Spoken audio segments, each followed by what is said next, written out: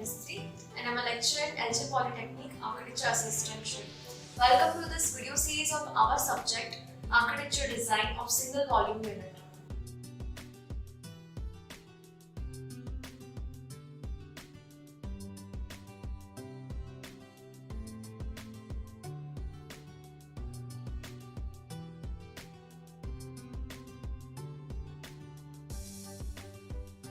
Architecture is designed by the people, for the people now, and for the generation to come.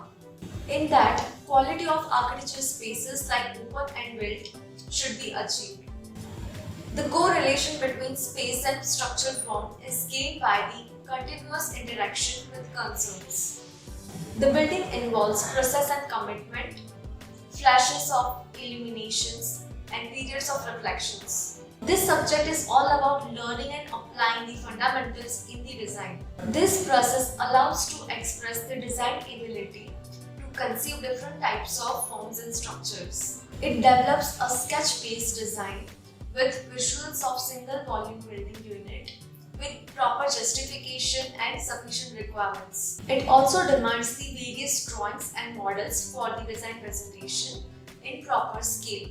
The design can be for residential, commercial or public use. To understand this process, there are mainly two projects given with sufficient requirements. In first project, one had to design a single volume unit which can be a milk booth or a telephone booth or a residence or a small scale project. Project 2 is about the time problem.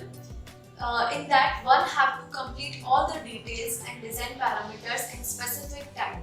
Besides case studies, there are several activities to understand this process in detail. Activities can be interactive group discussions, course-based seminars, assignments based on internet, self-learning activities, etc.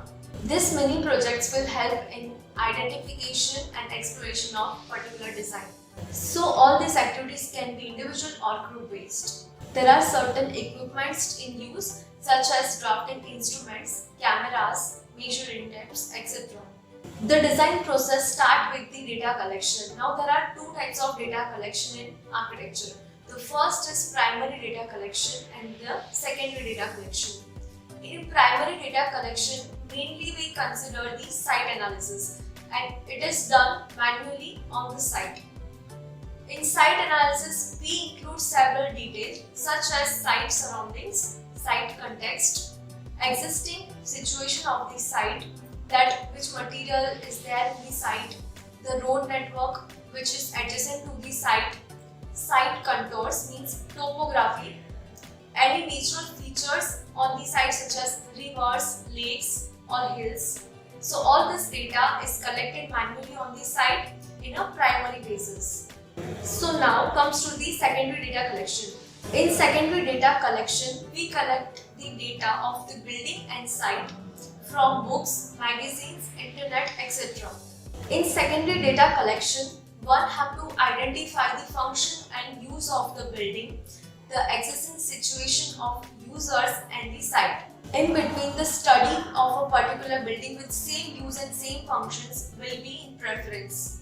So all this data includes various details of buildings and site such as building drawings, its purpose, users which are going to use that building, existing situation, the building's connection towards town or a city, etc.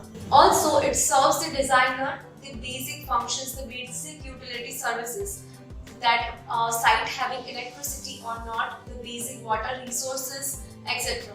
So after one knows the importance of that building, it can start the design development, which we are going to understand in next video.